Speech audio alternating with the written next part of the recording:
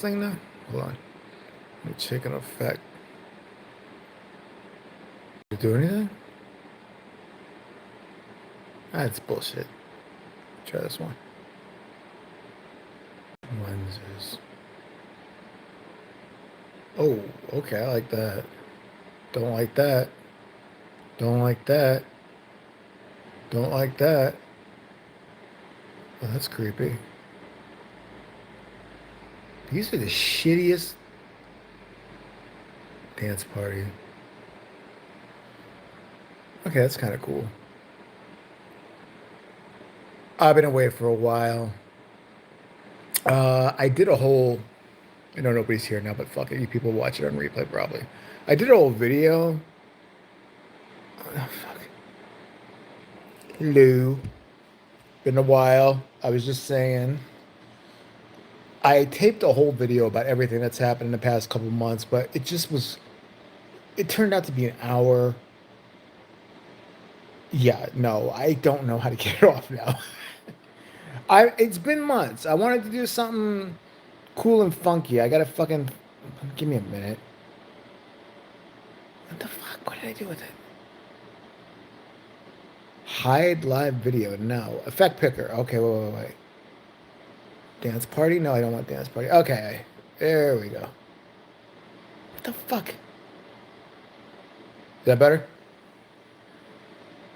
All right. I taped a video. It was an hour. I didn't like the video because it was fucking boring. How do you know I'm not? Don't judge me. You saying hate gay people? Why don't you go say that to everybody? Big man. Ooh, you're the gay club. It means you don't like the Bible. Oh, shit. Let me just say this real fast. I made a video about everything that happened. It's too long. It's too long. If anybody has questions or wants to know what happened, I will address them here. Or if you just want to talk random bullshit, I'm fine with that too. I am back. I plan on making funny ha-has again. And that's about it. We all love Stevie. See, I gotta say about Stevie, and I gotta. This is gonna kill me. Hold on, I might vomit.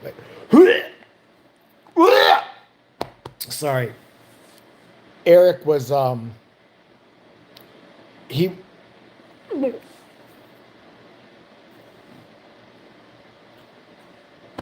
was nice. How that hurt my soul. Did he checked on me?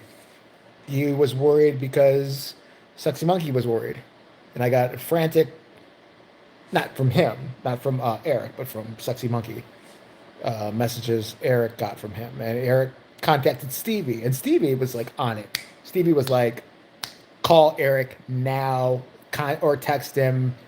So I was like, "What's up? What's going on?" He's like, "Monkey's having a fit, and he's gonna jump off the London Bridge or something like that because he thinks you're gonna kill yourself." I'm like, "Oh my god!" So I got in contact with him. I'm getting there. I'm getting better. Again, if you want to know what's going on, you'd have to ask me specific questions. I did a video. Hell happened. I don't even know you, and I've been worried about you too. You have no idea, LA guy E1N. I cried in June because I thought, what happened to him? Where has he been? Then I reminded myself, I have not been on YouTube. Whose fault is that? I mean, of course, yours. So I expect an apology. I was backstabbed by somebody. Not one person, two people.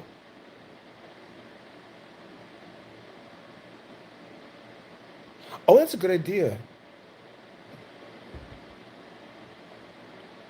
I didn't pass away with Jesus, baby. I am Jesus. Don't forget it. Sweet baby Jesus. No, Eric did not betray me. I mean, he betrays me daily, probably. I mean, he put a knife in my back to get like $500 or something like that, but he won't betray me for 10, for 5. No, it was not Stevie. Absolutely not. Stevie has been through the hellish, and I literally mean hellish, to where my health has been affected. I'm not nothing terminal, nothing like that. Getting back to when I tell you I was at the ER at least 16 times in the past 4 or 5 months. I was at the ER 14, 16 times in the past few months. So, yeah, I need them bitches. Where are they at? Because you're not on the spiritual highway of the pancake batter that's coming down there. It's true. He is lost in the valley of the Lizard King, yet he doesn't hear the fart of the angels that can bless him if he smells it. I miss those bitches.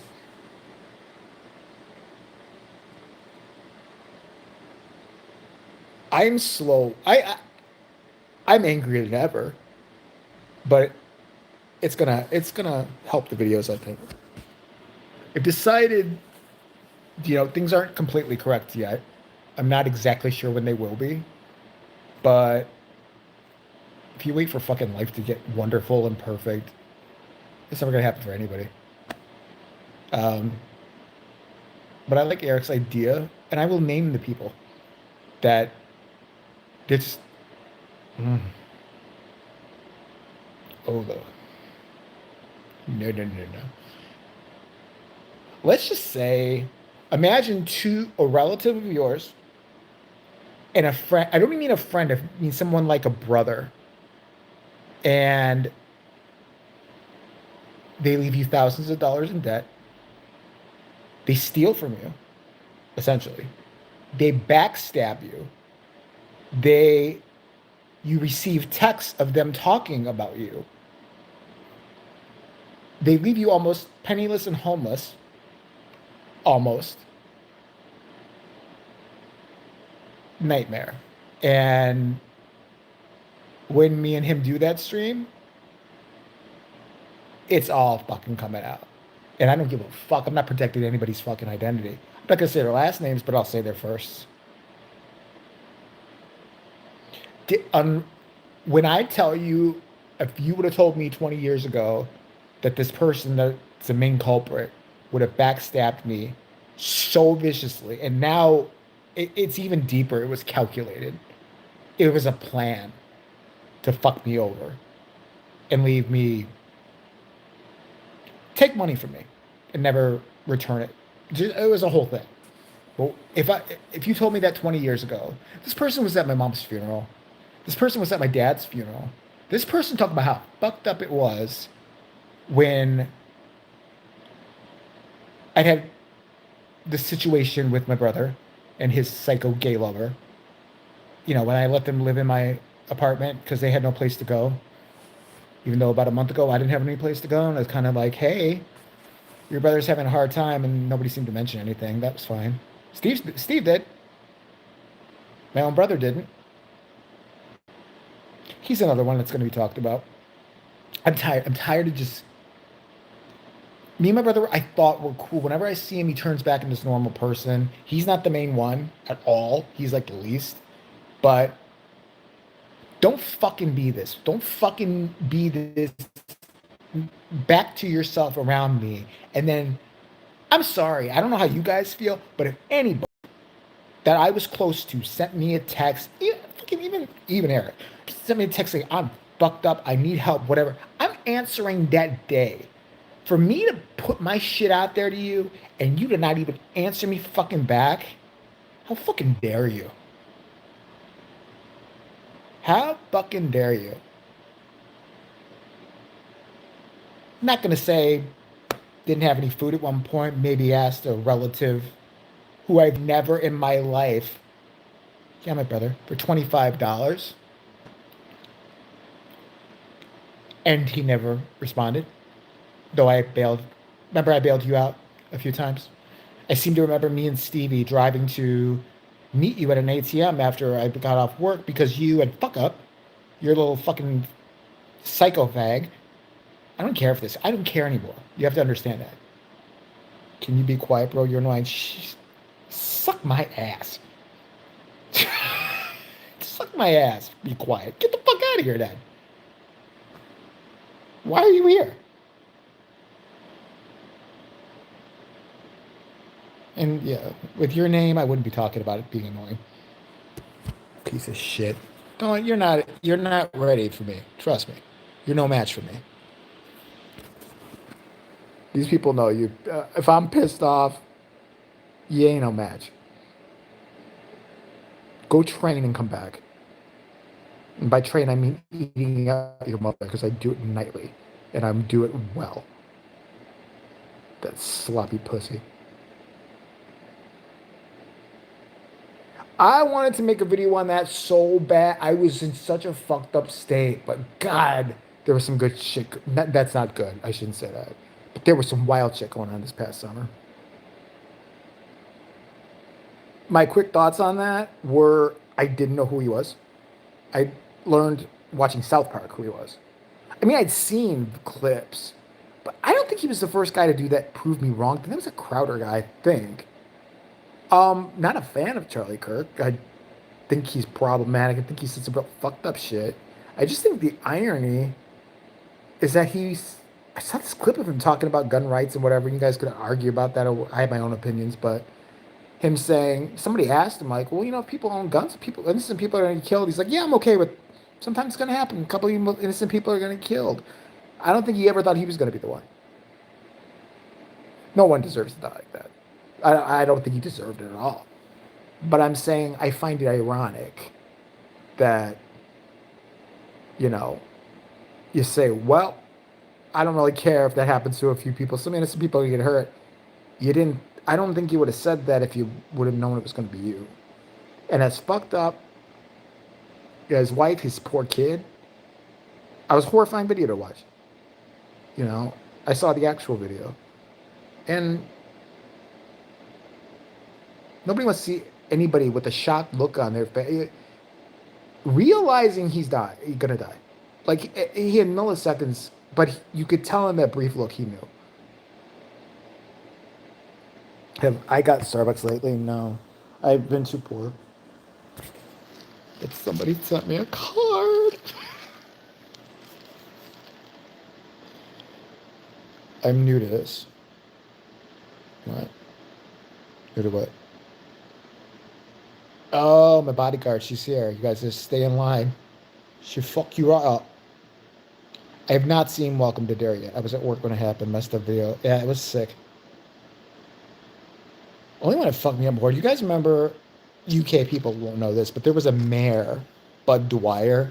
There's that song by Filter, "Hey Man, Nice Shot," is based on, and I saw that live when I was a kid. It fucked me up. It was I forgot what he was mayor of, but he was the mayor of some town, and he held a press conference because he was convicted of something wrongly. By the way, some people had set him up, and he shot himself live in the press conference, and I saw it live. My parents were watching the news. It was, and when you see the clip is still out there, horrifying. He hands out these notes right before he's about to do it to people, and they think they're just getting press briefing notes like regular things. And then he gets his bag, and then he starts to say something like, "Well, hey, you know, hey, okay, yeah, well, everything's. If you're squeamish, you might want to leave right now." And then, wait, if he seems squeamish, don't get Eric started on that. He will lose his shit. I have defended the fact that, you know, if you're going to go by horror sequels and all that and the unbelievable things that happen, it's not out of the realm of possibility for Stu to be alive. Because he's never said to be dead in any of the franchises, unless I'm wrong. There's never, it's been said in other parts of the franchise, Billy Loomis was killed. Like Scream 2, she said, I fucking killed him. But it's never been said that he died. TV to the head, could you survive it? People have survived worse. I'm assuming he will have a fucked up face or whatever. But I don't think it's going to be, hey girl, how you doing? I don't think it's going to be a flashback. I actually read something, because I don't want to spoil anything for anybody. I don't think it's a spoiler, but I'll just say that I'm pretty sure it's not a flashback at all. Oh, I mean, he better. I mean, if they bring him back, because we are. But if they bring him back and he's like hunky dory with no scratches on him, I'm gonna be like, seriously? If he's alive, why not mention never finding the body? Well, they never mentioned it. They never brought it up. Why would you mention it? You're not just gonna mention randomly, hey, we never found Stu's body. I mean, they're not gonna say it. Or he could be in prison. We don't know the role yet. So why would you even bother to discuss it? You know what I'm saying? Personally, I think I'm more interested in it than I was in the past two Screams. Because I just got into a comment argument today with somebody who's mad. I'm not going to see it because Melissa Barrera's not in it. I'm not going to see it because Melissa Barrera's not in it. A bunch of people. And I made the mistake of saying, well, I'm going to see it because she's not in it. Because she's a horrible actress. She has the personality of a tampon. She sucks. What are you talking about? She stinks. I mean, you want to see me do Melissa, whatever the fuck her name is, Barrera, in Scream Wives? I have to tell you that I found out that my father was Billy Loomis. Why don't you come get me? Is the bitch reading off cardboard? Like somebody's holding up to her? She sucked. I didn't feel sorry. She had no personality. I didn't care about her, the wacko Billy storyline. Ortega was cool. That bitch sucked. She couldn't carry a movie. And they better kill those twins. I can't stand the motherfuckers either. Especially the girl. Oh, shut the hell. Every time I roll my eyes so hard, I think I'm almost gonna like fucking eye damage every time she would talk. Okay, see, we're making a requel. Shut up, bitch. Shut up. Shut up. I disagree with that. I do. Because it's possible. Look how many times Jason Voorhees was alive. Look how many times, we've forgiven so much more with many other people, even some that were more human in franchises. So I'm not mad about it. And plus, you can't say it till you see it. That's kind of my opinion on it. If it's stupid and dumb and I see it, I'm going to say it. Yeah, I don't believe Jenna Ortega's little performance, but sisterhood, we're standing united. Bitch, they didn't give you the paycheck you wanted. She probably asked for $5 billion because, she was hot and shit. And trust me, they'd given her a big paycheck. Melissa Barrera, who? I can tolerate her, though. I can tolerate better than Rachel Zegler, the one who fucked up Snow White. By the way, why is she famous? Let's think about this for 1 second. What was the first movie she ever did? West Side Story. Flop. Major flop. Huge. Directed by Steven Spielberg flop. Who put her in another movie after? Y2K horror movie. She's not carrying any movies. She's an annoying asshole. Just a fuck what you think. It was 1939, so we shouldn't get the fuck out of it, bitch. Go make your own. Snow asshole. That was what she should have been called. Sorry, when the queen's hotter than you, there's a problem. The queen was supposed to be like wretched and jealous of her beauty. And what beauty? She's not pretty. She's not. She's not that great. Fuck her. I can't stand that girl. Weird. To say on a red carpet that a guy who was in the movie, a prince, was in the movie, scenes might not be used, but that's Hollywood. Really, bitch? It's okay that this guy's not going to get a paycheck, or it's okay this guy's going to be on film. I would have found her if I was that guy and kicked her right in the twat. On a red carpet. Right there, right in her crotch. I'll show you misogyny. I would have given that girl a hysterectomy with my Nike. View message. Let's go for it. Oh, shut up. She has hair. Makes a big bag. Let's show it. I don't care. Okay, whatever. Whatever.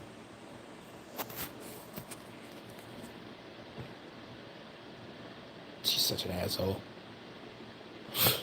I'm so sick of these celebrities, I swear. No, he has a sense of humor about themselves. I'll believe that when I see it. They've been making a new Friday 13th movie for fucking 20 years now. Those two old bastards, the one from the writer and the guy who owns the franchise, sit down and split the fucking money and shut up. God, people are starving in this world. Well, I want 50 million. Well, I want 50 million for the rights. Sit down, give each other, half of half, and then shut the hell up and let the fans have what the fuck they want. They're the ones who made you. I'll never get that. Why was it taking so long for this lawsuit to be settled? These two old crotchety fuckers, they got two angry old people. That's a problem. Actually, they are making a movie. I read that on Bloody Disgusting. Well, they say. They're making the TV show, and there's supposed to be a feature film coming out. Now, I don't know how that works. I think they can technically make a feature film now, but they can't use Friday the 13th as the title. They can use Jason. But, I don't know.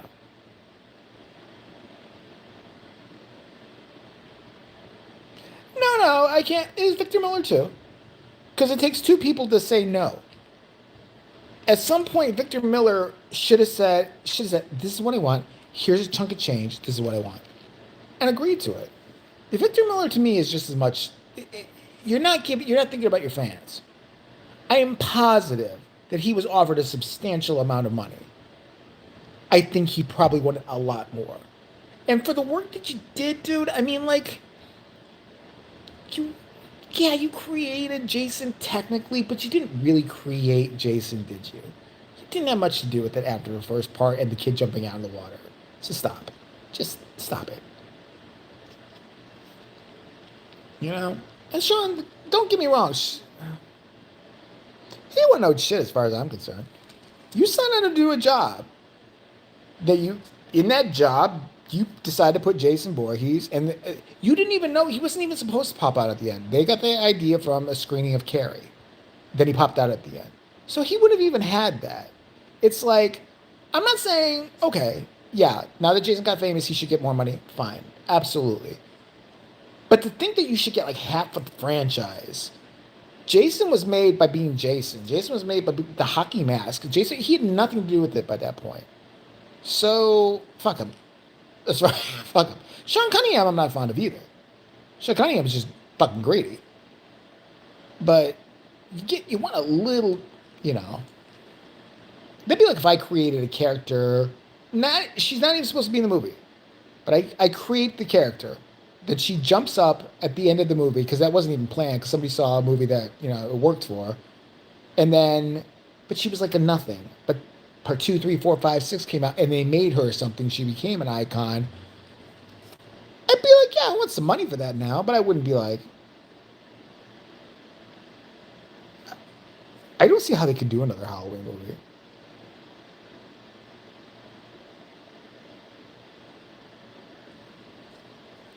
Oh yeah, I mean, she should get some money. But I really believe the problem has been, and I've heard it from the lawyer who was in Friday the 13th Part 3, was that they both were just like, wanted ridiculous shit. Both of them. I say the only way they could do another Halloween movie, and maybe it would suck, is no more canon, no more anything, a reboot, have someone on Halloween night copy the Halloween movie. Make it just a copycat killer, somebody who's obsessed with the film Halloween. At least it would be something different. Am I right? I don't know if it would work, but who knows? And by the way, Jason Blum has managed to get every fucking major franchise. I mean, he must feel real stupid buying The Exorcist and it fucking flopping. They bought that shit $400 million. $400 million. It was almost $500 million. And that shit flopped. I don't know how you could have watched that film. Because they do have screenings for these directors and these money people. I don't know if Jason Blum sat down and watched that film and been like, yeah, it's good. I would have been like, we got a problem. Fire him. Remake this fucking movie because this sucks. I saw that fucking movie in the theater. I'm like, you gotta be fucking shitting me with this. This is supposed to represent The Exorcist? $400 million. Because they thought that was a surefire hit, that one. Did anybody watch it beforehand? Because I could have been in the cutting room, but I have a problem with the whole fucking thing. It's stupid. Why are there two girls? Why is it not scary? Why is there 80 exorcists in one room? This makes no fucking sense. Why is Ellen bursting back for 5 seconds? And what does she have to do with anything anymore? What are we doing?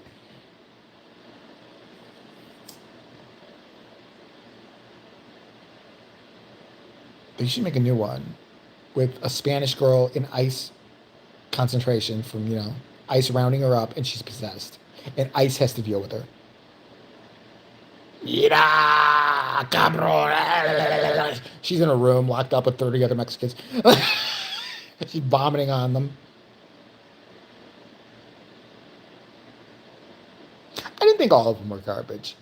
And even if they were, I have to say this about Blum. He's got horror back out there. He really has. He's gotten franchises back out there that have made a lot of money, which is good for other horror. So I commend that. And I'm saying any person who could get it back out there, a Friday the 13th in Elm Street, which he wants, give it to him.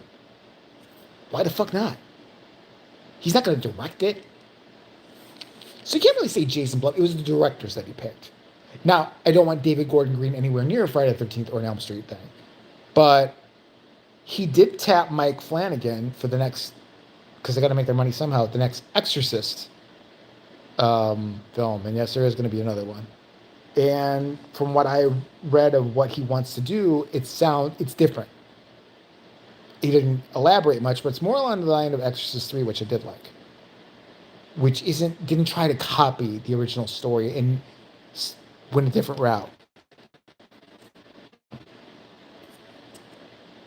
Oh, I didn't read that. I thought he was still on. Maybe I'm wrong then.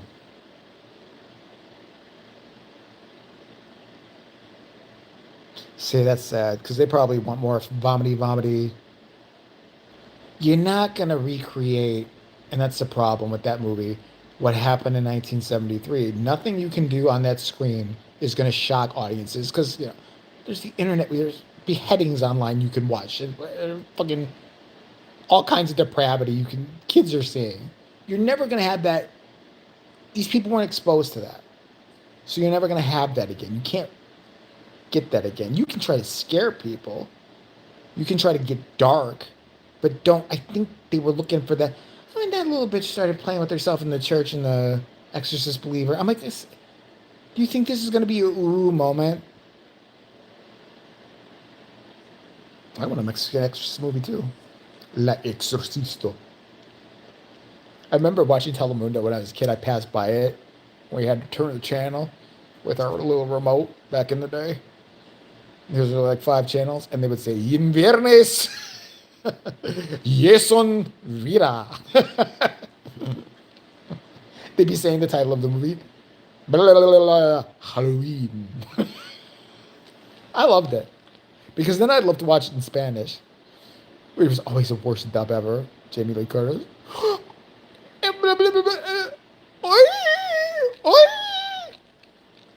Michael Myers? It was great. I loved it. I could have watched that shit all day. Ay, yes, son.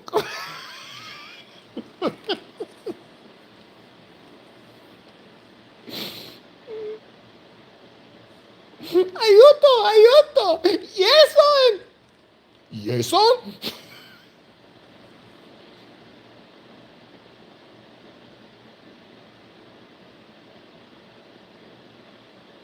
Oh, no, I'm planning on next week. I have a topic I'm already thinking of. Just someone I've wanted to talk about for a long time. And I've had thoughts, but he's been back in the zeitgeist recently. And the person has unnerved me to. I've never liked this fucker. I'm not going to tell you what it is yet, but you'll see. I'll give you a hint. He just got in some trouble. He's a streamer. Did a little something that people thought was not. It was cool. So. Oh yeah, I need to be caught up in celebrity stuff. I have no clue what's been going on with them. Definitely need that.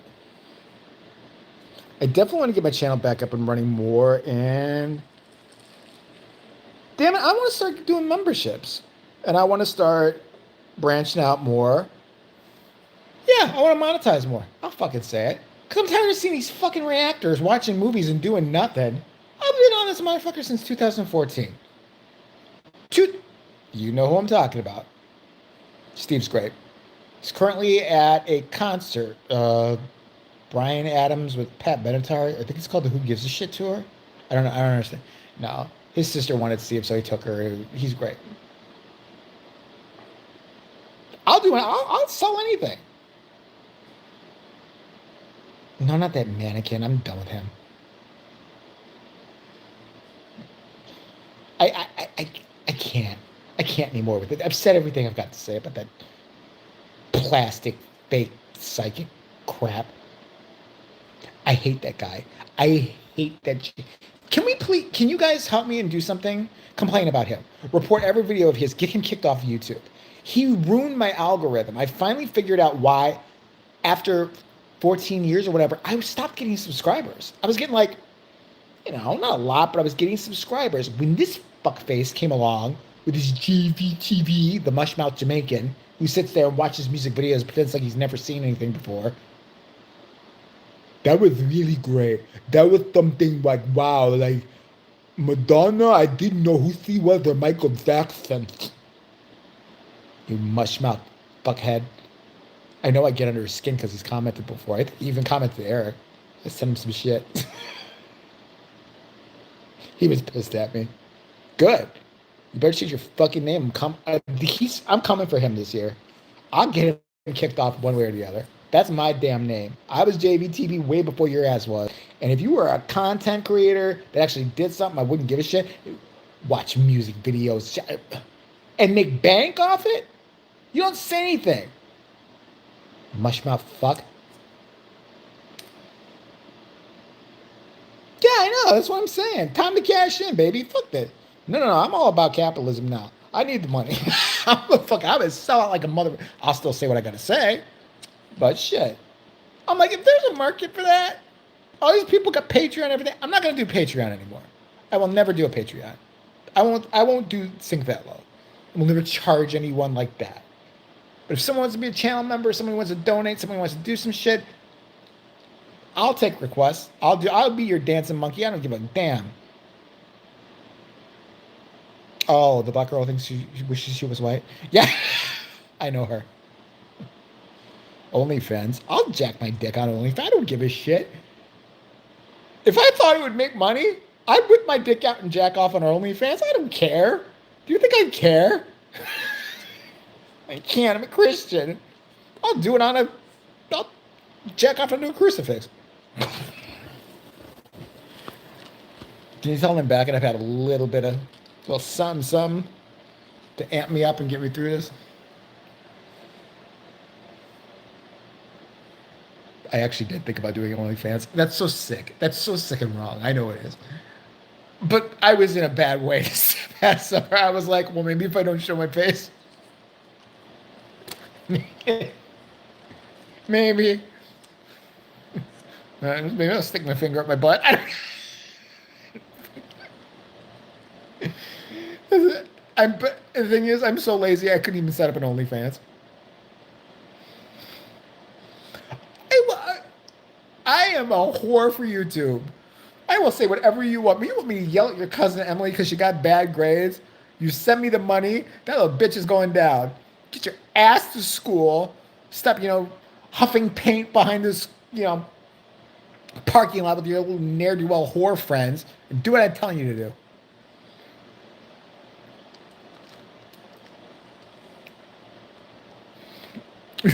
I should do OnlyFans.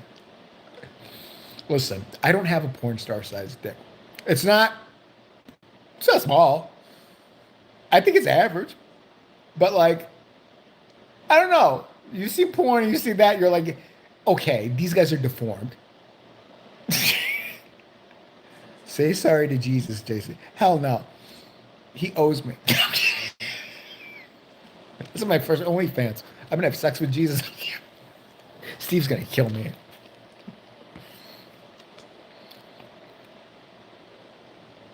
No, I already got my first video out. Be guy on guy thing.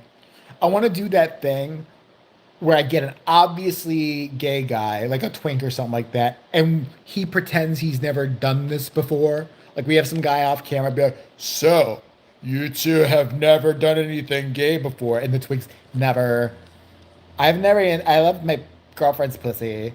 I would never do anything with a guy. Yeah, me neither. I'll be like saying that line. Then we'll watch a porn and we'll just start stroking next to each other.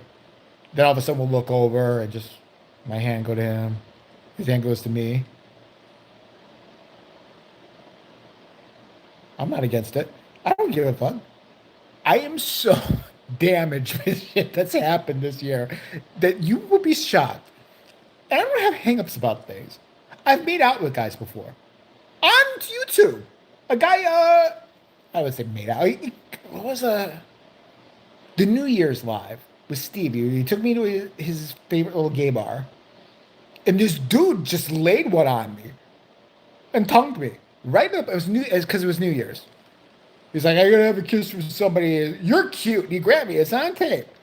And he stuck his tongue down my throat. One of the worst kisses I ever had. I've had lots of kisses from girls that suck. I got 2 candles. What, you want me to stick a candle in my butt? How much you pay? You guys are not gonna let this OnlyFans thing go, are you?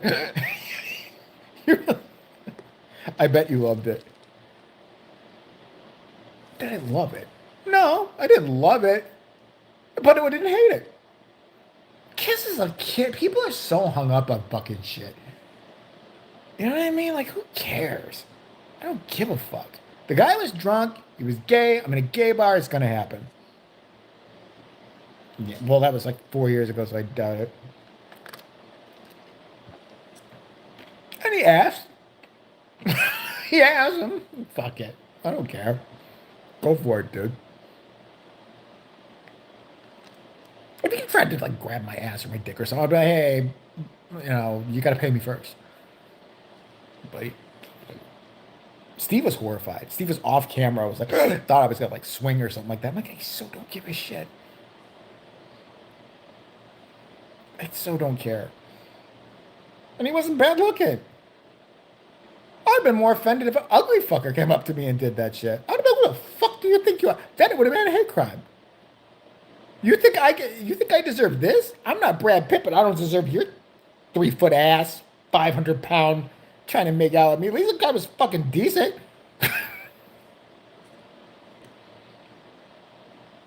We need another story time video. On what?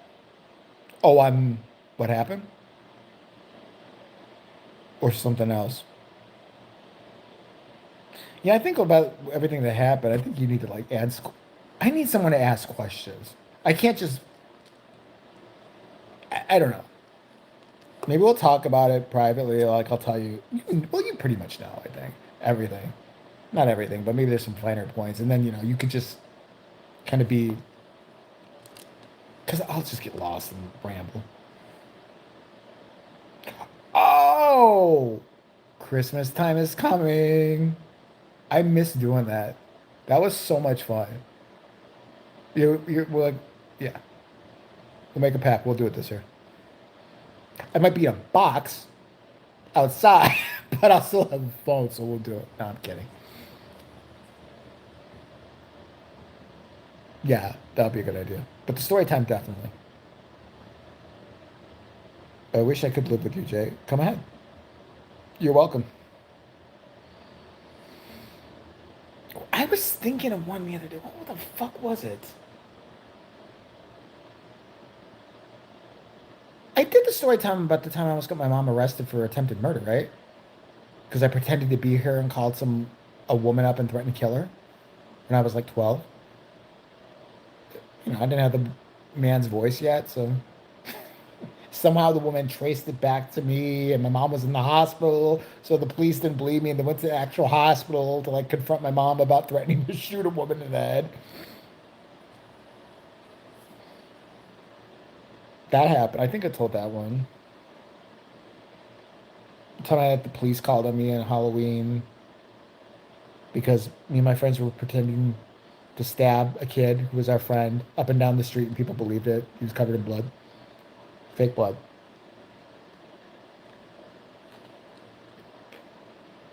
I hated that bitch. That was the worst story I've ever heard in my entire life, by the way. I cringed so much when you told that story, dude. Your kidney. Oh, I thought about that when I was in the hospital recently. When I was in the ER, I got to go home. But I literally thought of you telling me. I couldn't even imagine. No, you would have to knock me out if you put something in my dick string. To put, there's no way. You are a better guy than me. You would have had to. I would have started drinking again. Hit me up. I haven't drank since I was 21 years old, and I was an alcoholic back then, but I'm ready to be one now because this shit's not going in my dick with me alert. That is not going to happen.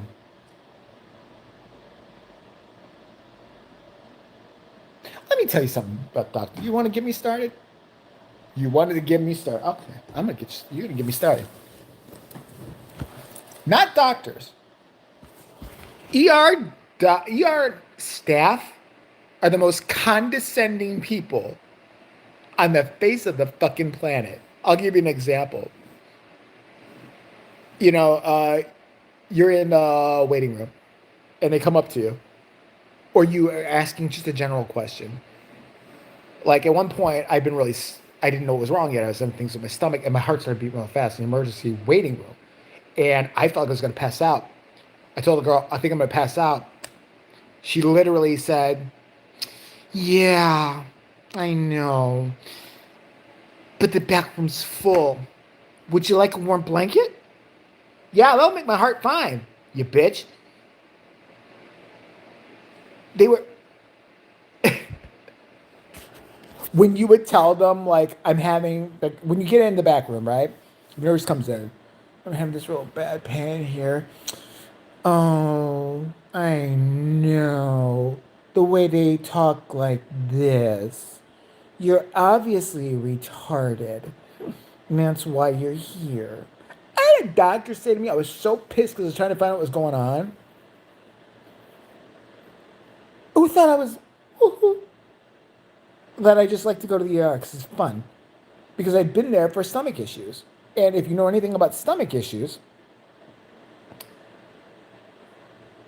One lady I had said it the best. She's like, it takes forever because seeing GI takes forever to get in to see the GI. Then what they recommend takes forever to, like, my follow-up with the GI, I don't have one until January because they're so booked. So if they schedule a test, which one test I already had and passed and was, they found out some shit, that took a month to get. In the meantime, I'm still in pain, And they basically were sitting there telling me, "But you have to go to your GI. You should follow up with your GI, because that will help it. Your GI, you got to follow up. Okay? And we're doing what we do here. Okay, you're in the emergency room. I am in pain. Fix it. You bitch." Shit. Oh, I got a story for you. Okay. This really happened. Like, one of the emergency room visits I was at, it was crowded. I never complain when I'm in the emergency room. Believe it or not, I don't. If it's crowded, I see other people there weeping, holding their stomach. If I might hurt, but some of them are fucking dying. They just leave them out there to die. I'm like, okay, let them go ahead. This old guy comes in, and he goes up to where the admittance part is, and he goes... He was fine. Not fine, but he was like, "Oh, I just don't feel so good." He was with his wife. All of a sudden, out of nowhere, he's sitting right next to me, and there's this black woman sitting next to me, and she keeps eyeing him and reaching over and giving him something, and his wife, and she keeps going, "Thank you." I'm like, "What?" He's got snot dripping out of his nose, and he's crying in his chair, and at first we're all like, "Oh," and the other people across me, like, "Oh, poor man." He's like, "I'm in pain. I hurt. I'm in pain." And of course you feel horrible, and people are like tearing up. And then he kicked it in high gear. And that's when I realized he just wanted to avoid the line and get in the back room. And he's like, "Nobody will help me. I'm in pain. You motherfuckers. I'll blow this place up." And whoa. He threw himself on the floor. Let me say it again. This old man threw himself on the floor and refused to get off the floor and started screaming, "Help, help, help, help. Sir, you have to get off the floor. Sir, you have to go to the... Fuck you, bitch. Help, help, help." All of a sudden, Grandpa was energetic, like, oh, he wants to go to the back room. So they finally... The security, by the way, the black chick had to go get security. Your ass is right there. You're seeing this. That's your job to get this fucker off the floor. He's scaring people. So the security guy comes over and literally looks over him like, "Sir, you're gonna need to get off the floor. You're gonna need to get pick him up, Guido. Pick him up, you fucking wop. Do it." I can say that part because I'm half Italian. Fucking dumb guinea. Pick him up. That's what you get paid for, you son of a bitch. So then, this nurse comes out and she's like, "Sir, you need to get off the floor. Sir, you need to get off the floor." And another nurse, they kind of whisper each other, and she goes, "We're taking you to a room now, sir." And I'm like, dude all of a sudden's thinking that he got something to wear. You know what room they're taking him to? The one with the strappies. The one where you're not going back home for a while. You're going to, woo-hoo. You're going to the room where they guard you. I thought this security guard was one of them. He's the biggest fucking guinea I ever seen in my life. Look like he was an extra on The Sopranos. I'm like, hey, pick him the fuck up. Mafangu with this guy already. All right? Get this fucking asshole up. Get this fucking fanook out of my fucking face and get him out of here. I've had enough. I'm gonna bust his fucking head wide open. I swear to God, he's gonna have a reason to really be in the emergency room in about 5 fucking seconds. Marona me. Look, we got a screaming corpse on the floor over here. I didn't know Halloween decorations could talk and yell and say, help me, I need to get back to the floor. 5 minutes ago, you were hobbling in here. Somebody do something about him. We have euthanasia here? Can we just put the whole fuck out of his misery? Because I don't want to hear you anymore. I will catch myself. Because there's lots of times in Chicago slipping into that when I was in Chicago. Once in a great while, I would slip into that. Because my father talked just like that. I don't know. I don't know why you do the things you do, Jason. Because what I think is there's just something fucking wrong with you. This is my favorite part of my dad. He pulled no punches when he was alive. There were so many times he would look at me, or I would laugh at something that he didn't think was funny, and he just would look at me and be like, "There's just something wrong with you. You know, you're a little coco in the cabeza." Okay. I love my dad, but he was weird. Pretended he was Italian his whole entire life, and everybody thought his Italian name was Vito, for Christ's sake. Vito from Chicago. How much more guinea can you get?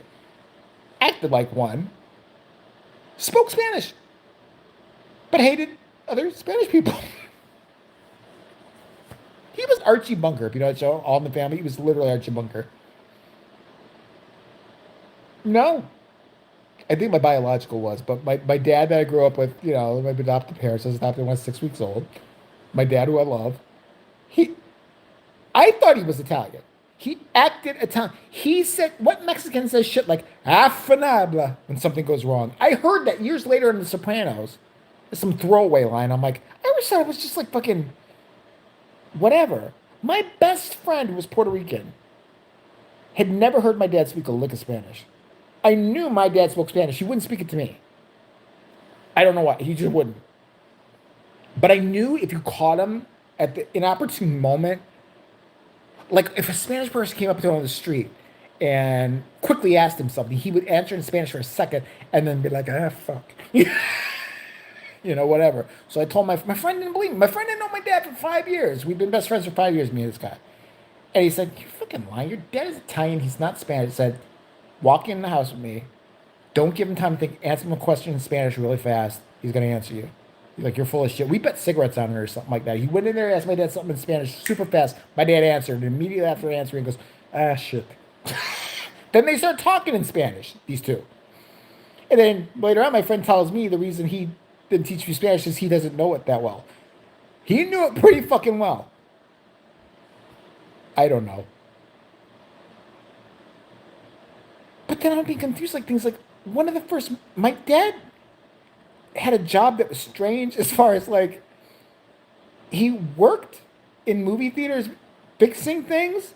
And the one time he had a meeting for his work, it was at a bar. I'm not making this up. I remember it was the first time I'd been at a bar. It was like 6. And it was a room with guys smoking cigarettes, a bunch of guineas, smoking cigarettes. And the other dude brought me out into the main bar and made me like a little drink, like a 7 Up or something like that. What the fuck does that have to do with movies? Like what? And I remember my friends loved me because when I was like 20, my dad handed me a book of the tickets they would give you. I remember it said, "We'll fix this next time. We're real, like in movie real. Sorry about what happened. Here's a free movie for any movie, even premiere." He had a booklet. So I tell my friends, "You want to go see the new whatever movie?" Or what do you mean? Free. It was like a checkbook full of them. And he's like, "Here." So we were going to movies free. We just hand them these fucking things.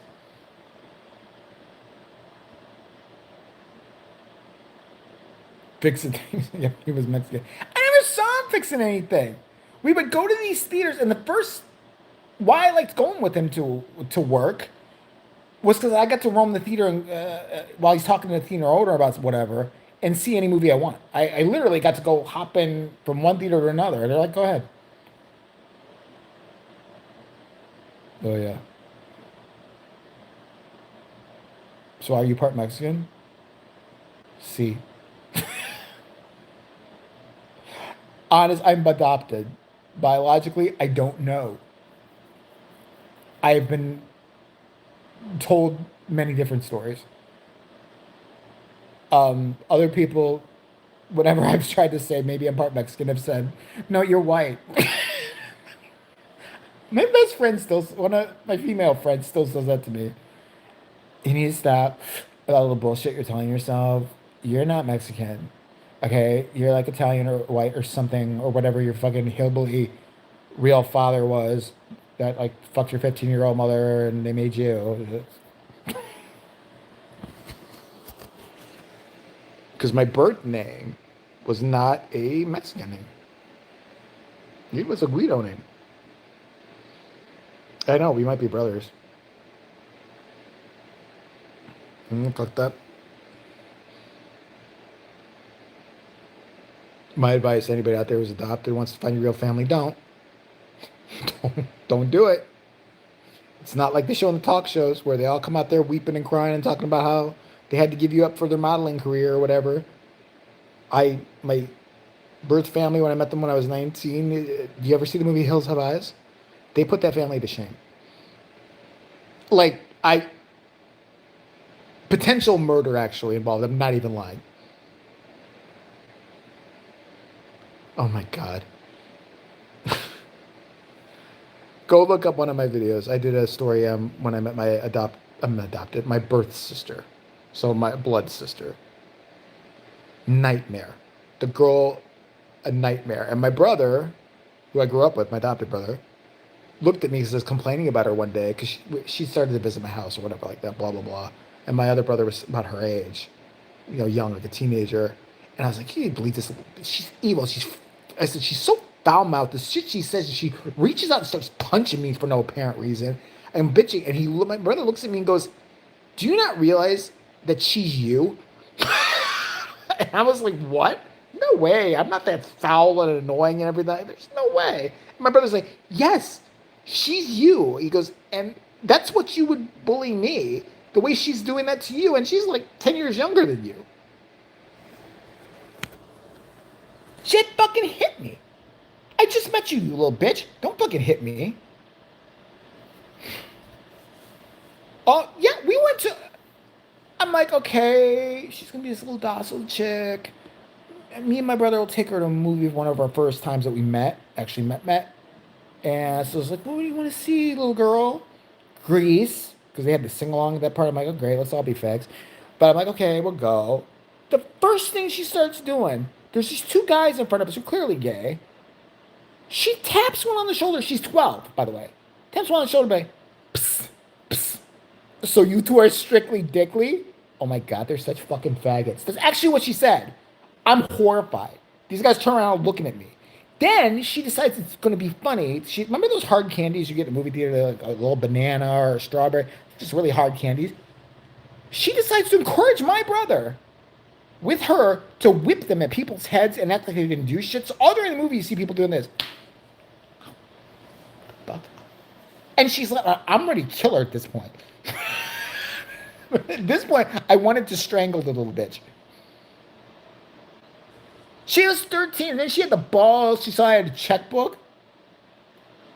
You have a checkbook, so can you write me a check?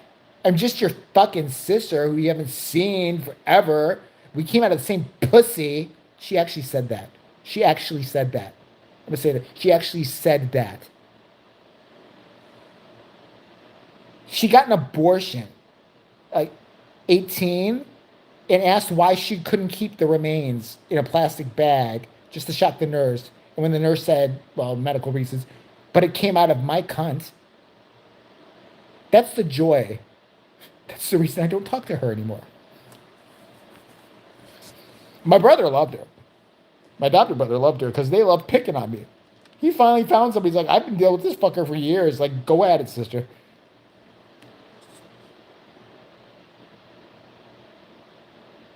You have a big fucking nose. Guess what, little bitch? We're biologically related. Yes, and we don't. What I tell you in all seriousness, they're evil, like deadly evil. Like I was warned later on when I started questioning things about this family after I'd met them, including her, that they had the largest, um, what do you call it, file in for like foster children, all the largest, thickest file in Illinois. Oh, yeah, they're she. I'll tell you, the last time I stopped getting to know her because she was a nightmare, and she was just crazy and whatever. But I thought maybe she'd grow out of it. The last time she decided to call me was when my mother died, and asked if I'd gotten anything out the will. It's not your mother, bitch. Your mother is that whore that I came out of too. It's like she ain't got nothing to do. I was with this other chick since I was 6 weeks old. She's my real mother. She raised me. That hooker you can keep. Yeah, the women were the worst in that family. There was one uncle I never got to meet because he was so terrified when I was trying to kind of find a family tree or do all that. Because when you're adopted, you get on this registry. They agree to meet you. You agree to meet them. They match you up. Usually, my mom wanted me to sign up for it. She's like, I think it's important to know where you came from, and about what you like and what you. Maybe it'll do something complete you, make you less angry if you see your real family. That didn't work. But they usually warn you it's like months, years, maybe never going to happen. They lived a block away from me. My entire life. They lived within a mile of me. Not knowing. We didn't know. I used to throw rocks at the person that turned out to be my biological brother. Because he was an asshole. This little shithead, I remember he used to walk past me. I remember one of the first memories I have, I'm in my pool in my yard. And this little fucker would walk by my courtyard. And so I would be, fuck you too. And I would seem to always do this shit or have something to say and throw shit. Whenever I saw this fucker, we weren't friends, we didn't hang out or anything, but I'd see him, he was always in an alley, white trash piece of shit. Throw shit. So I started chucking rocks at his ass. And he chucked them back at me. This is what we did. Then later on, I saw a picture. I'm like, oh, wow. Hey, bro. Fuck you. First time I ever talked to him, he was in juvenile hall. I didn't get to see him. We will. Peace. I called a number, and this person monitoring it answered. I'm like, what the fuck is this? Oh, it's juvenile detention. We're going to screen this call, by the way. What? What did he do? What the fuck? It was a deep conversation. So you're my brother? Yeah. That's fucked up. Yeah. Later. Last I heard, and no bullshit, he was a gravedigger. I don't even want to go any further with that one. If there's any missing hookers and extra graves in a certain graveyard, he's been known to have a temper. Like my bitch sister.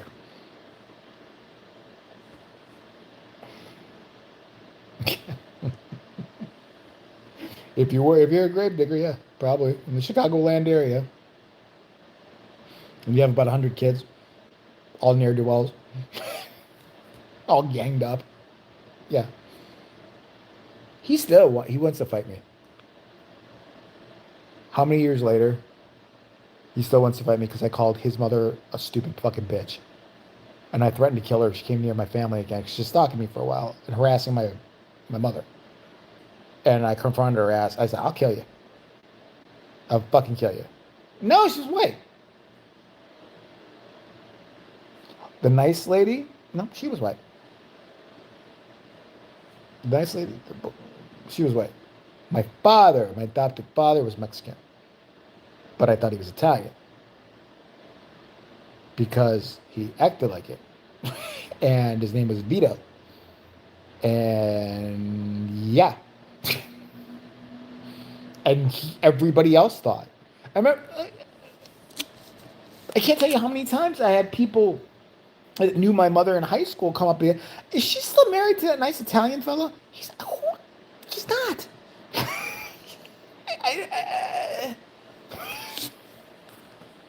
He thinks he is. I don't know what's wrong with him. I just let him give me shit though. I'll be like, he complained about everybody. He hated everybody. He didn't hate everybody, but he gave everybody shit. We'd see something on news and be like, yeah, there you go, another fucking Mexican floating over here in the door. I'm like, Dad, aren't you Mexican? No, not like that. I was born in Texas. I wasn't born in the, Beanland. Yeah, this lady said to me, I had that happen more than once, and I would literally have to take a moment and be, what? Was my mom married to? No, he's not Italian. No, Vito, right? Yes, and I know how that sounds. Okay, he is. I don't want to talk anymore.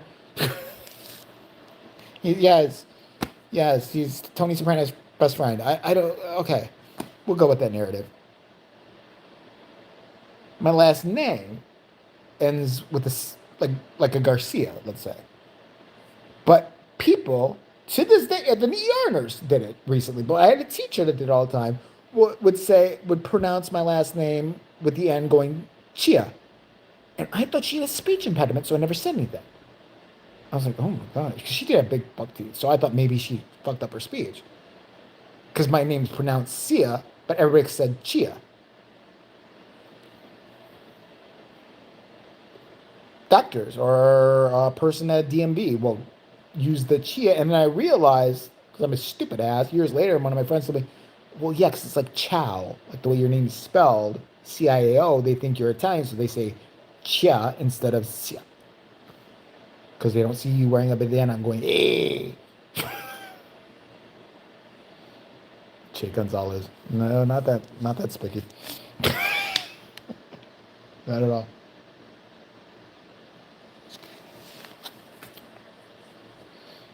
I mean, I actually like my last name, but it's just like, everybody would pronounce the N. I don't want to say it just in case, some weird shit happens or somebody on here I don't want to know, but like, let's say it's Malesia or something like that. Or let's say it was Garcia or something like that. It would be like somebody saying, hey, Mr. Garcia. And your entire life going, why are they pronouncing my name this way? But they say it so sure of themselves. Mr. Garcia, Mr. Garcia, I have the Garcia. You and Nikki Tortellini over here have detention. All right? And you tell your other friend, Tony, and I guess it didn't help that I had a lot of Italian friends in my school. So, and I didn't know what it was because I was adopted at that point. I was a kid. I had no fucking clue. No, it's Jason.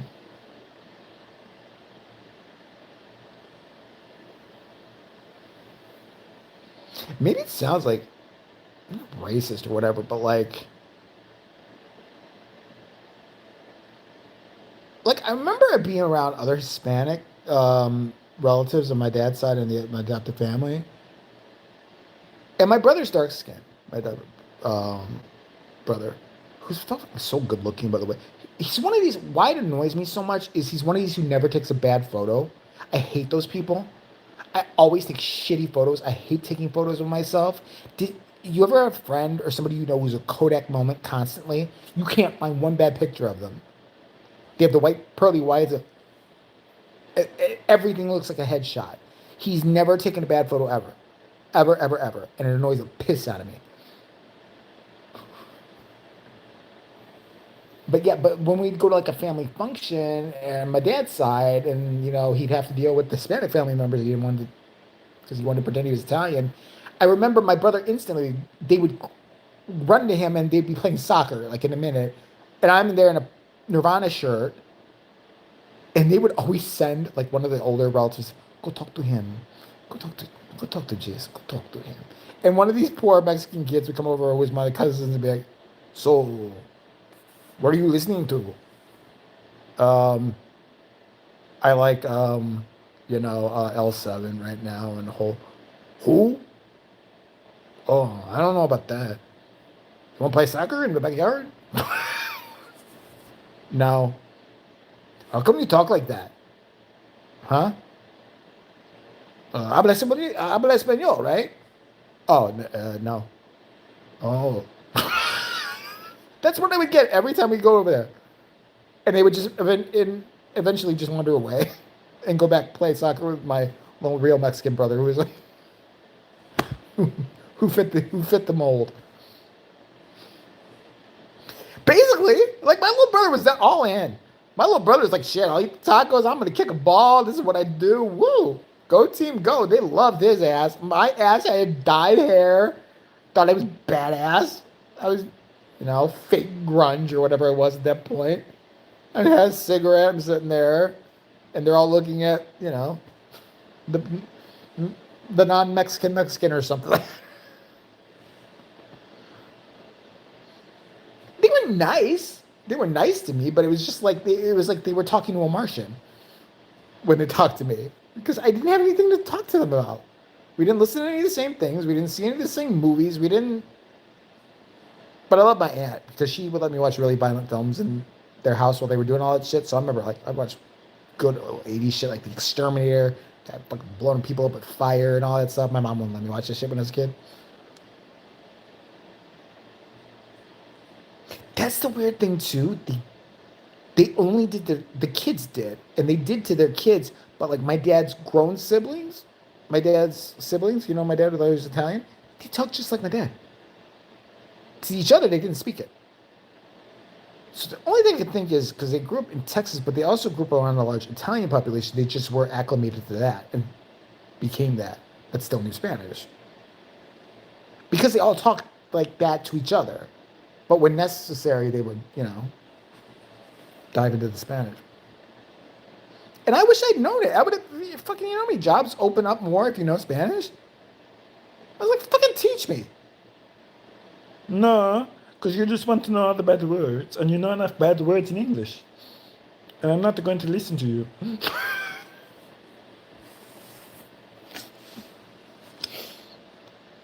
I remember my friend taught me how to say white power in Spanish.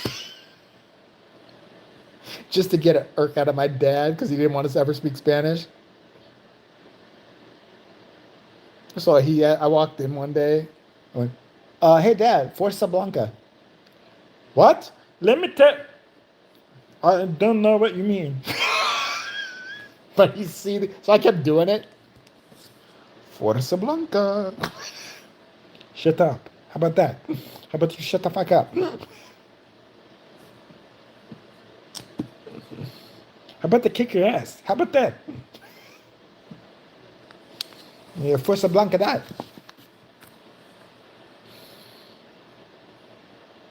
I loved it because then after my friend found out he spoke Spanish, he would teach me things to say in Spanish. So I would just, get my dad's goat. Dad, what's a cabron? Ugh. My dad would have called ice on others. He would have said, no problem. Get them the fuck out. I don't know why you people are blocking these trucks. They're here to help. Bye, Pedro. Bye. Fucking bean picker. Get them out. And by the way, my best friend was Puerto Rican.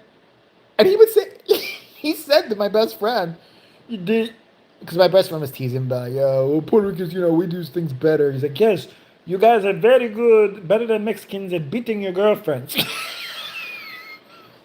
My friend was shocked. Yeah, that's a Puerto Rican. They love to beat the girlfriends.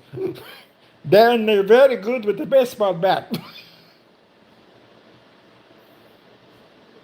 My friend was just like, what? Yeah, you're Puerto Rican, right? You got the girlfriend? My dad was like, yeah, he's like, yeah, you don't act up, bitch, right?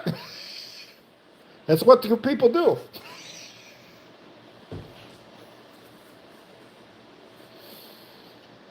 My favorite story of his is, or what he used to say, I don't know, some of you are young won't remember the show. This show called One Day at a Time. They used to rerun, and I had a crush on the girl, Valerie Bertinelli was in it, so I'd watch it on TV, and my dad would get really mad whenever that show was on because he hated the woman who played the mother, and he would turn it off, and every time I'd say, what are you doing, whatever, I don't want to see that cross-eyed bitch on my TV. I can't stand a dumb cross-eyed bitch. So you're not going to watch that show. Every time that show was on, the woman who played the mom, I guess, looked cross-eyed to him, and he hated her. He hated the sight of her. He hated the sound of her. So I wasn't watching it for her. I was watching for the hot chick. Every time. That stupid show with the dumb cross-eyed bitch. Get it off. I don't want to see her cross-eyed face.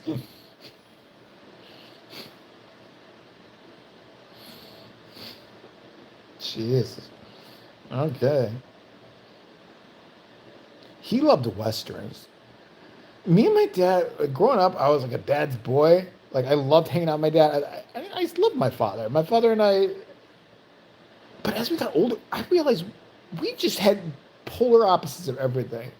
He loved... Did I play video games back in the day? Oh, brother, did I play video games back in the day? Did I play video games back in the day? You know a brother played video games back in the day, baby. You play some Super Mario. You play some Legend of Zelda. You had your friends come over and say, I got Nintendo, you got Atari, bring your system.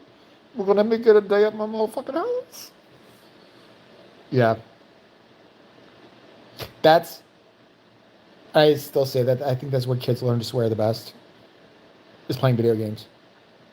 We never swore as much or started swearing, when we were like 8 or whatever like that, than we were playing video games. Mother... God damn something, especially you lose a level. The amount of shit that comes out of your mouth. Cocks. Yeah.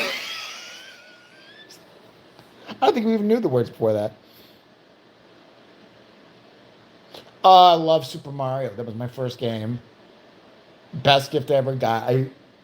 At an IHOP, I would look forward, not going to the IHOP, because my parents sometimes would do a couple of restaurants we'd go to. That was one of them. They had the Super Mario Brothers game, and I would be excited. Not for the pancakes. I would run right to the Mario machine and play it. And I remember getting the first Nintendo Entertainment System when I was 11, 12, something like that. Oh. And my friends were jelly, because they all had stupid ColecoVision or Atari or whatever. But they started coming over to play. It was fun. I loved it. And then Legend of Zelda was the one game that I don't think I ever replicate. I was hooked. I was hooked on that fucking game. That was the first game. There were secrets.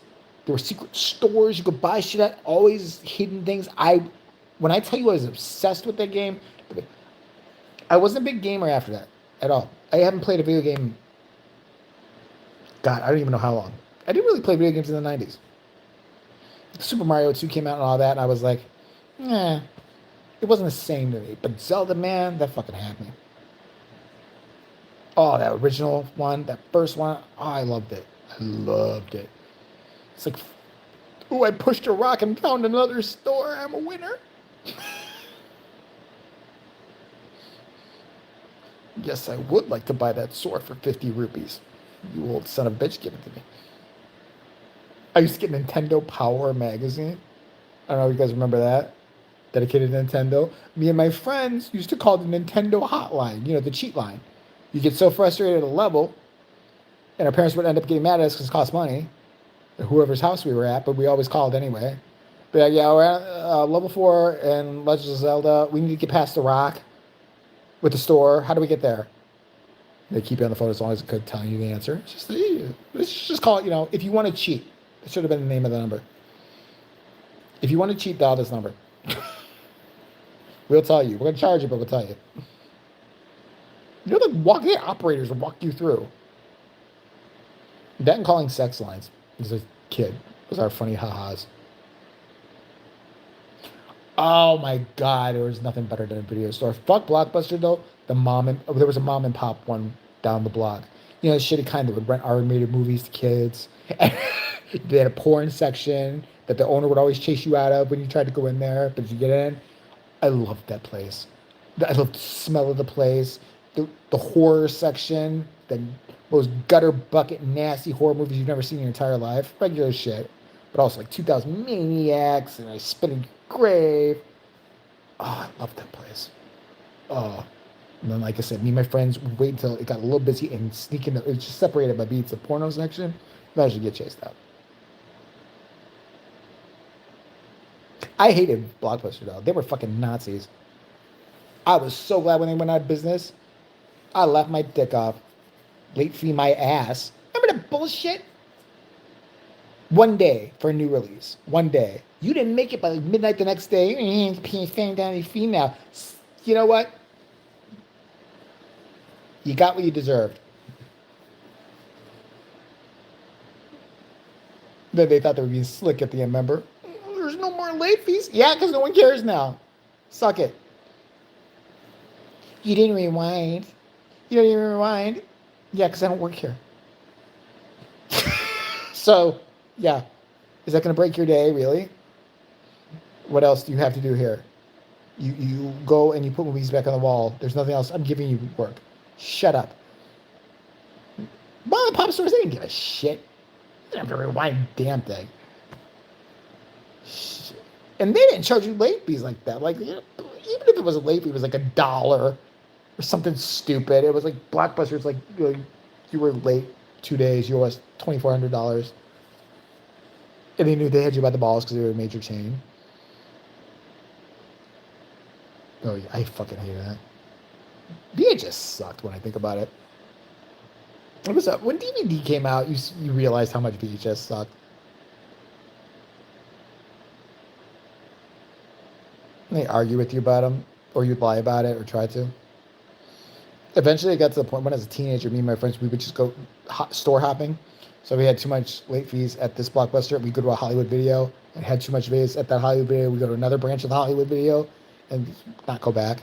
So it was the way we started solving it. But when I was a kid and early teen, yeah, you had to deal with late fees. But like I said, with the mom and pop stores.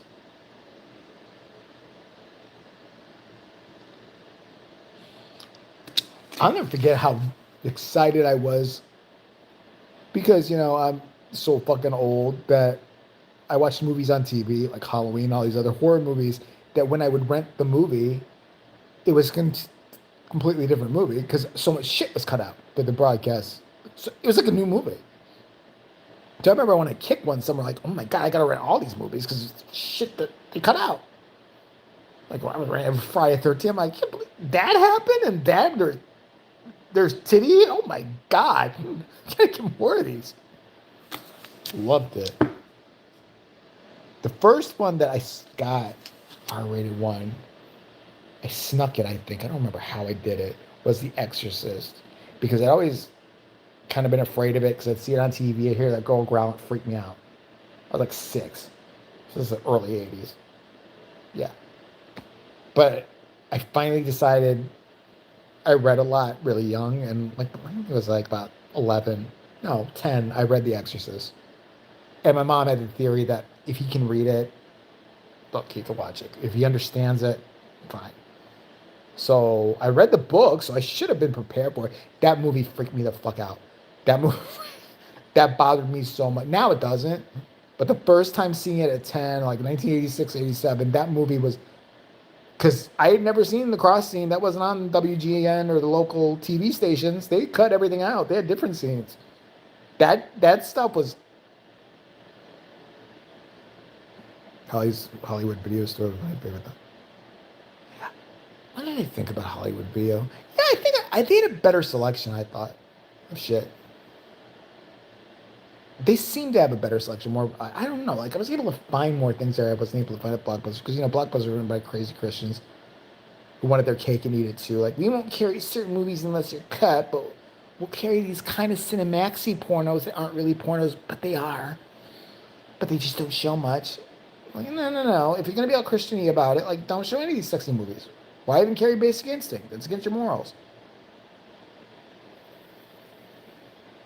Blockbuster was notorious for like censoring or demanding movies be censored before they got to them. It was like a really heavy movie, sex wise.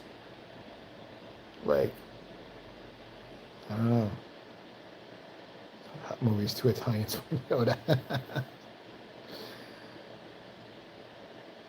Oh man, I remember going over to a trashy friend's house. The friend who had the dad who was a big perv. He had all the magazines and all the porno movies. So you'd wait for their parents to leave, go to work, and then just go through his shit and get to see all the depraved crap you can see at home. My best friends like that. His dad was a perv, had all the fucking penthouses, but always every weekend different pornos in the house. We'd watch them. Your dad's into some shit. Let me.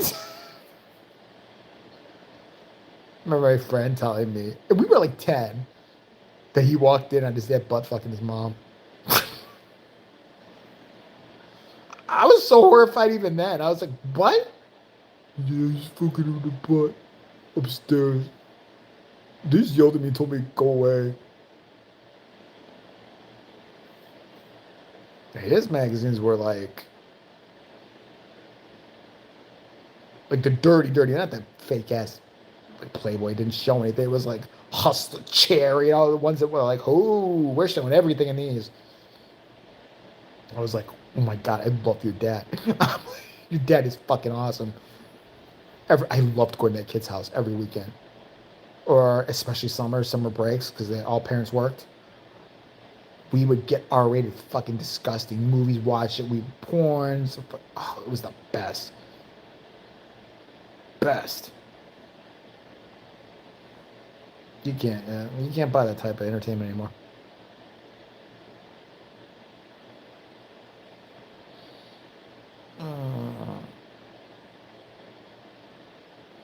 All right. Well, I've been on here for about an hour and a half, so. What era was my favorite? For what? Movies? Era. I can't say there was a particular year, but I think the best horror movies actually came out in the 70s. Or, you're gonna be honest about it. I mean, border 80, but like Exorcist, Halloween, like the classics really came out good there. But I was pissed in the 90s because that was when I was a teen and finally like I get to go, without being bothered finally to go see R-rated movies and all this shit. And it was the time when horror basically died. Like, you had Candyman and you had like Silence of the Lambs and then like nothing until Scream broke everything open again. So like I wish I'd been a teen in the 80s. Like I would have loved to see those things in theaters. Like the first Elm Street I ever saw was one of the shittiest ones, to me at least, was Elm Street 5. I was so excited to see it. Like first one I wasn't allowed technically see it in a theater, but we got the parents' permission to sleep over, so we voted on what to see. It was Elm Street 5. We were like 12. Went in there and I'm thinking, oh, cool, because 4 and 3, all the others before that were great. I loved them. This one, of course, fucking sucked.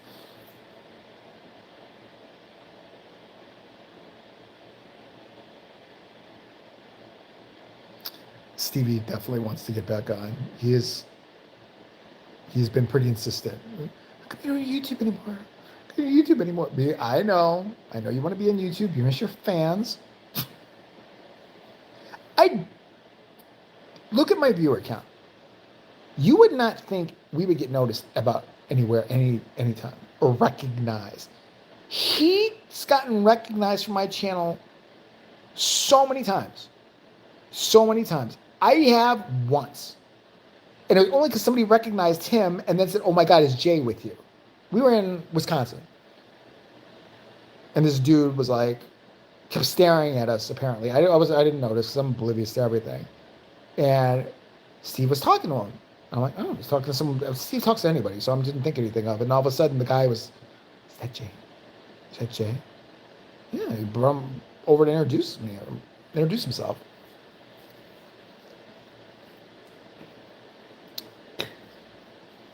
I heard on the phone once, we were like, it was about 2-3 years ago. He was on an L stop, and I heard these girls come up. "Are you Stevie?"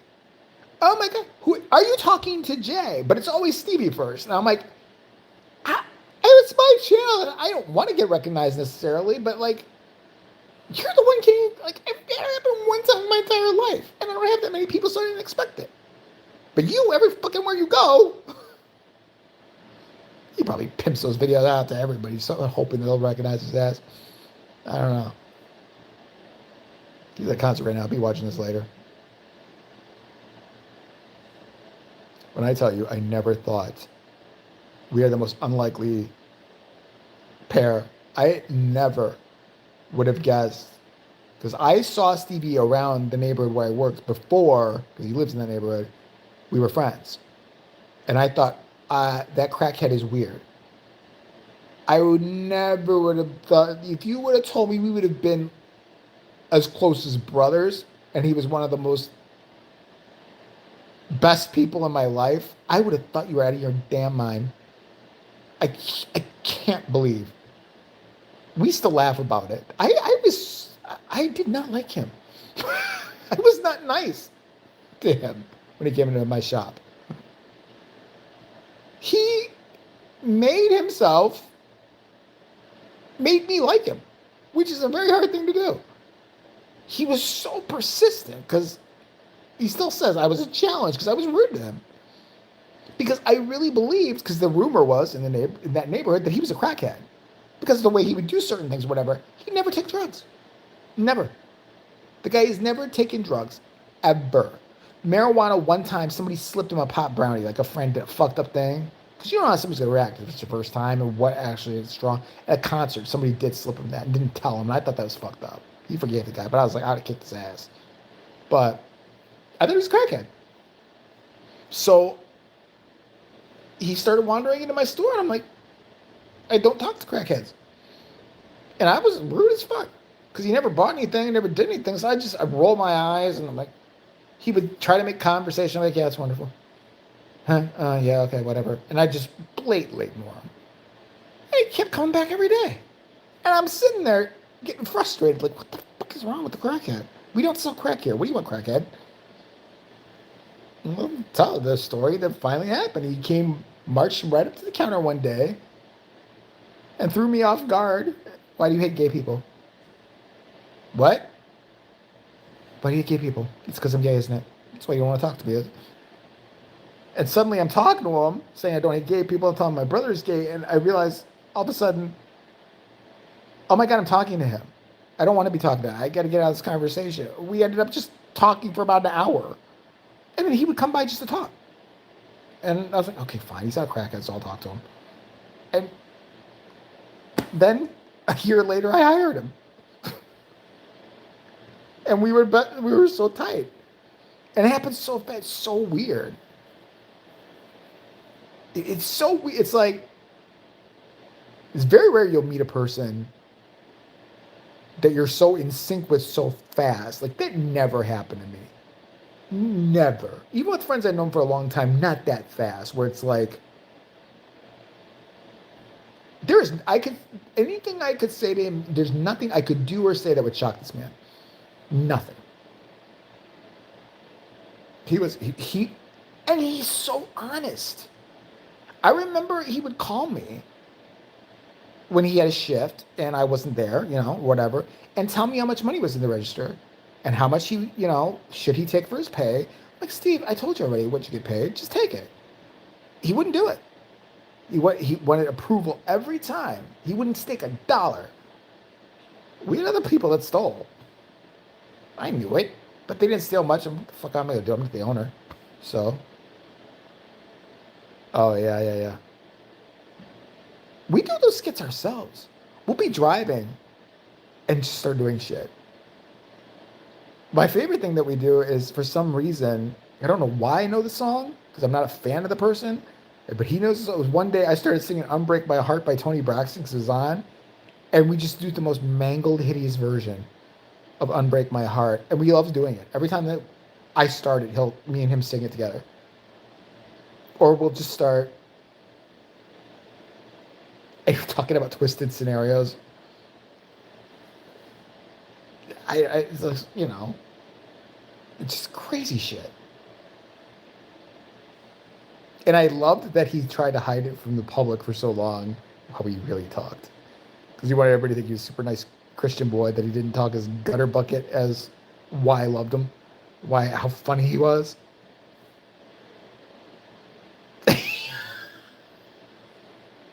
Thank you, Jesus. Homelessness. Thank you, Jesus. We're dying. Thank you, Jesus. We do that all the time on road trips. Thank you, Jesus. We're dying. Thank you, Jesus. She's disabled. Thank you, Jesus. Burn victims. Thank you, Jesus. We'll just make it up. The Sabrina songs were some of my favorite. I didn't even know what the fuck they were, but we just shave your head, Sabrina. And she would just look at us like, we didn't even know what it was about. You're not black, Sabrina. I love those songs. I miss those songs. There's no reason to sing them anymore. God, you reminded me of Thank You. I forgot about Thank You, Jesus. Even that one in a while.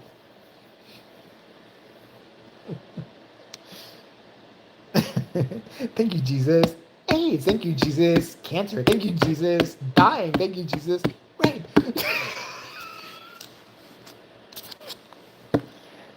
Oh, 1036 in Ohio all the way, brother. I'm going to start putting that back in the videos. I miss that saying. I love that. That's such a cool saying. It's going to be the one for the, for the long haulers. People have been with me from the beginning. They'll know. Be our little secret language. I'll never forget that live. I had no idea what the fuck they were talking about. The person kept saying, 1036 in Ohio. I'm like, is this your way of saying hello? What are you talking about? But it is 1036. They wanted to assure me that it definitely was 1036 in Ohio. They were crazy. Hold on. I killed this fucking disgusting thing. Oh, look at that. Oh, that's nasty. I hate those things. It's the only thing I get in this area is those, what do they call them, like millipede things? Like once in a great while, I'll get one of those crawling across here, and it's fucking disgusting. Oh yeah, those two crazies. Who actually reported me? Remember that? I don't know if you were around for that. They actually got me banned for like a month for copyright because I used their video, even though I was doing commentary on it. And they actually wrote to me in an email talking about the displeasure. And I wrote back saying, well, if you're so Christian, you just forgive me and let me get on with my life. Well, I won't do a video on you again. How's that? No, we don't feel you would learn a lesson that way. Bitch, let me tell you something right now. You're doing fake psychic energy. You got your daughter in a catatonic state. She's nuts. She finally ran away from you. She's probably, banging those horses she loves so much. Don't play hide and mighty with me.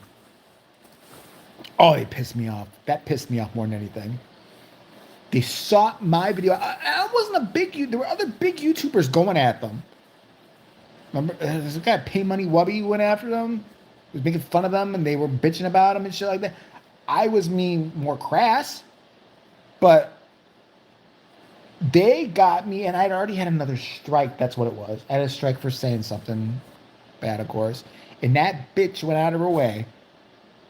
And it was an old video. Like, I think must have searched for it or something like that. It was an old video. And they fucking struck me for copyright. And then wrote me an email. I was so pissed. Come on, Grandma. Just knock it off. Don't you go down the Hershey Highway with your turtle that you're riding on, the Soul Children, and leave me the fuck alone. Because I'll just do another video on you without it. Oh, she was still on today. I'd do a video on her every week.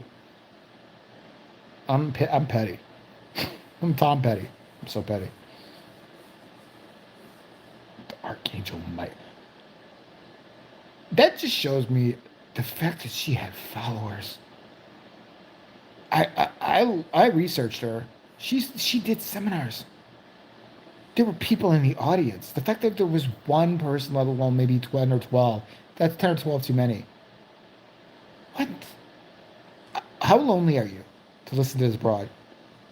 I don't know what it was. She was showing her psychic healing at that point. She wasn't talking about space turtles just yet. But I was like, go look it up. She's got them up on that, or unless she deleted her channel. Some of her older videos, she's like leading some seminar on how to do your chi and the psychic. She's saying some of the nutty stuff. I have not heard anything. And I've laid off him because, like, I was starting to feel a bit like a bully because me and his thing had happened just a few times. I would only respond when he started talking shit about me again. Like, his beef really stemmed with Eric. I jumped on it because he was talking shit about Eric's kid, and I said some shit, and then he really got at me, but okay, fair's fair. But then he just started going off the rails. Every time something went wrong, it was Eric and me, and then saying, like, I'm on cocaine or whatever, and I'm like, okay, fatty, no, we're not going to do that. So I would still, to this day, do a live stream with him. Oh, I would love it. The last I heard, he was in allegedly, I don't want to get in trouble or whatever, a nursing home. But he's out. Right? That's the part that pissed me off. It's like, you call me jerk off, you call me other things like that. But say something so specific. That would be like me saying, well, he's a pedophile. And it's like, no, I mean, get creative with it. Don't keep saying something that make people believe it, possibly. Because I can see how people would believe it. I talk fast. I do speak extemporaneously a lot and quick. So, I can see, so I would think maybe he was on coke. I've done coke once in my life. Once. 21, you do whatever. A friend had coke, and I'm like, oh, it'll be cool, like in the movies or whatever. I was so drunk I didn't feel a thing. That was the last time I did cocaine. Oh, the only time I did cocaine. He's still doing stuff. What was it? Well, he got banned from YouTube. Eric knows more about that. We had talked about it, but he got in some kind of thing where he can't post on YouTube now. And he was posting on, I think it was Daily Motion. No. Yeah. Something like that. One of those alternative sites that never took off. He was posting on there. But he's still bitching and complaining somewhere. Like, he had posted something. Eric will send me it once in a while, but he posted something more not that long ago. But it's never in the places where you would see it because he's like banned from everything for being such a dick.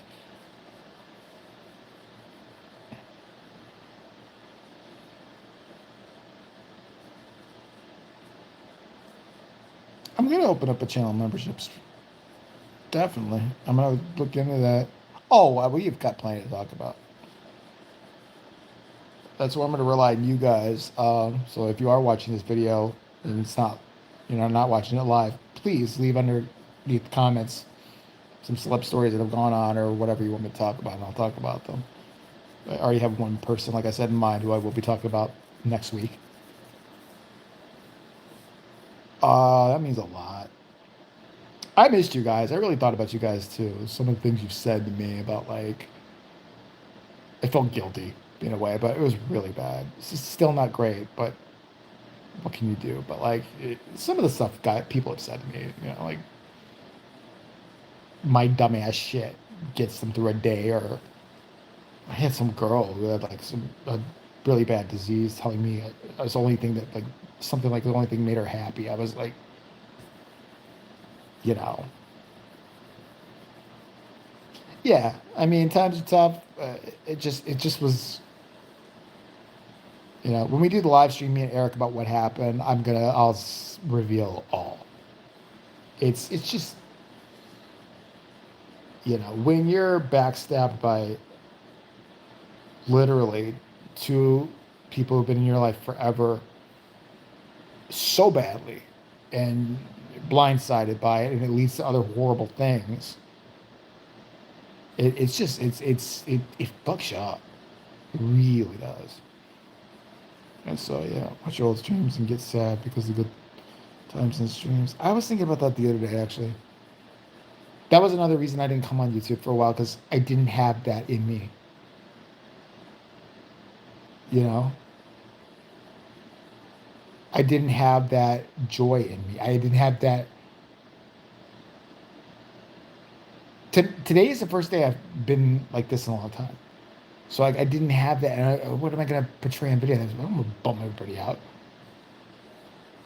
But it's just, it's, it still blows my mind, a lot of the stuff that happened. And it was in such, I was set up by somebody for something really bad that ended up by somebody who was my closest friend, like a brother. As close as me as Stevie were, if not closer. And just so callous, so premeditated the whole thing. And seeing text verifying that, and it was just, it really affected me. I ended up losing a lot of money for it.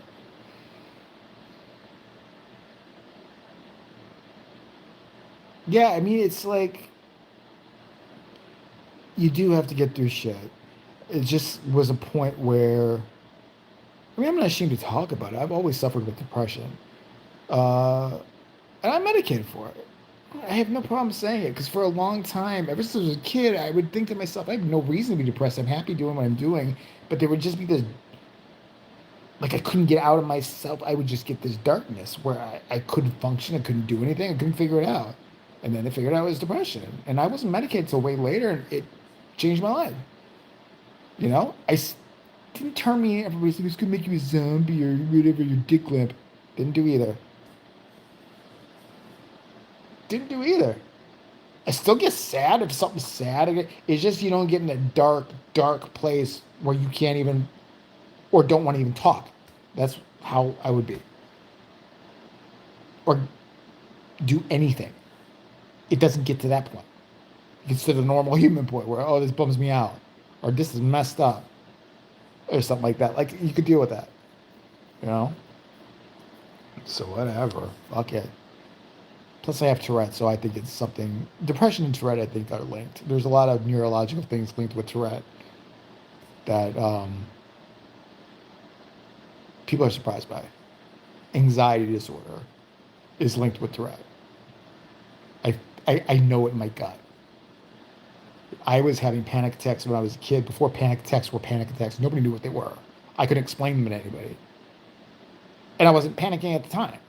I wasn't doing something where I was in danger or whatever like that. It's when, basically when that fight or flight thing takes over your body in an emergency situation. Like, you had to lift your kid's pinned under the wheel of a car type of thing. That body reaction coming out of nowhere. It's a huge, huge, huge adrenaline shot that messes you up and causes you to dissociate, and people go to this hospital for heart attacks. I was having them when I was a kid for no reason, and I didn't understand.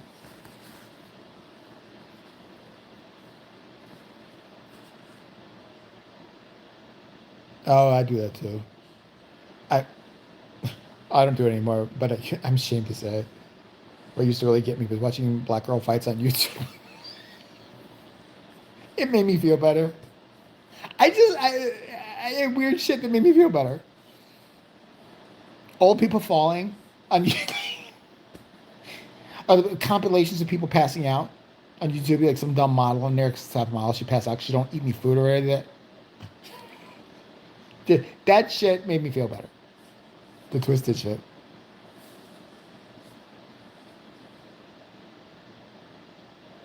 Well, we do meet in person someday. I'm not opposed to meeting anybody in person. To be honest, I don't have any luxuries you can take, or I'm not whatever. What you see is really what you get. Honestly, like the way I'm talking, the way I talk on YouTube, the way I act is how I would say it if you were my butt. I watch them sometimes, but sometimes I hate those because they're fucking fake. Hey, Brian, getting there. It's been a whirlwind. I still gotta talk to Monkey yet. And talk to him in a bit. That's my dream actually, is to get a bunch of you guys together and we all go somewhere to eat. And I just talk shit. We just have a big old J hang with people. I'd love it. I would do it in an instant. And it wouldn't be like any other YouTubers too. Some of these people don't even follow you. Don't forget, we could do a meet and greet somewhere and you pay me. Bitch, you watch commercials. Shut the hell up. Meet me. See my full length reaction doing nothing and watching South Park. Alright, I'll pay to see you using a vibrator while watching South Park. On your husband's butt. How's that? That's entertainment. Dumbass bitch. Sorry, I'm thinking of a view in particular. Annoying as hell. And people pay them. People pay them. That blows my mind. If you want me to watch a movie, just send $40. I will watch the movie.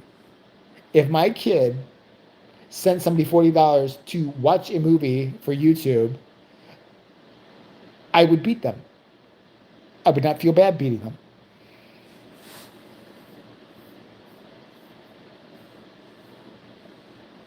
Oh, we should invite some. I like to a YouTuber I hate too, just so I can fucking annihilate them in person. Piece of shit. That fatty boombalatti, fatty ass, turn to the cokehead. What's it? Nico Faticato. It's deceived everybody. I got thin. No, fucker, you went away for 6 months, posted a bunch of old videos, and then you threw up everything you ate, and you got skinny. You were skinny before. It's not a master plan. You're not Machiavellian. You're still annoying. I'd like to slap him with a pancake. I'd like to force feed him. Like, we're getting fat again. This is all a ruse. All my little, JTV friends that are here, we're gonna hold you down and force feed you cake batter until you're freaking 200 pounds again, fatty. You pig. You see the fucking pornos he put out. People pay for anything. People pay to see his big fat asshole on OnlyFans. Why don't you just go look at a cow's rear? They're in fields here in Illinois, real far away. It's free. Same thing. Who sits there and goes, I want to see a small-tipped whale with excess blubber and a gaping, disgusting, brown-eyed asshole winking at me, and I want to pay for it?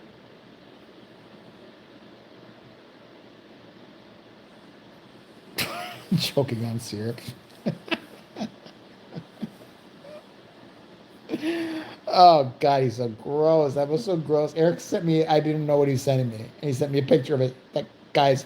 Oh, what the? Not even with a knife to my neck would I put my dick in that. Oh, it was covered. There's dudes in there. You know it. You know it's you a white dick. It's coming out chocolate. Oh, bitch, screwing him. I feel so good.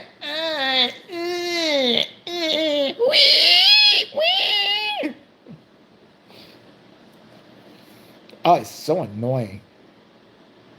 Anybody could mount that is beyond me. Though I saw a couple videos of him and his boyfriend, equally annoying. So I'm like, okay, you seem to have found your perfect match. And it's so good. Sticking all the way in. Oh, you fucking nasty son of a bitch. Nasty. Nasty. All right. I'm gonna log off. I think it was a good talk.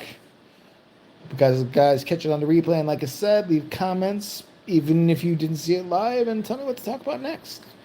I do have one subject I'm going to talk about. I'll put it up next week, and then, but I still will be taking suggestions. So, all right. Love you guys. Love all of you. French kisses to all of you, men and women, and animals. Bye, guys.